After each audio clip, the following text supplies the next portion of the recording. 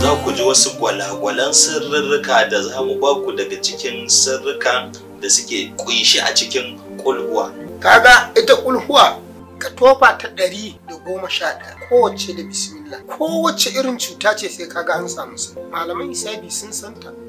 Wace hanya ce mai sauƙi ta gano tushen rashin lafiya?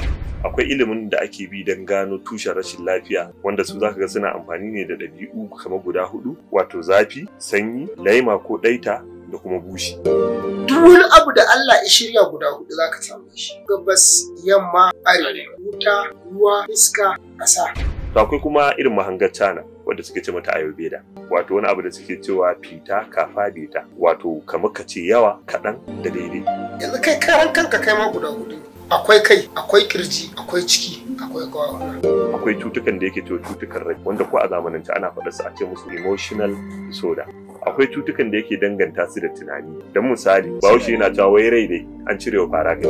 Ya bambancin hisabi yake da ramli? Idan ka kalli hisabi tarihi na shugabanmu Annabi sallallahu alaihi wasallam. Mun shi jiran nan tasa yau muna da sati 73,111. To kar ku manta dai muna nan a wannan tasha tamu mai albarka mai suna Zauren Aminci. Ku kasance da ni a kowane manhaja ina nan tare da ku Al-Musaddiq Zauren Aminci insha Allah.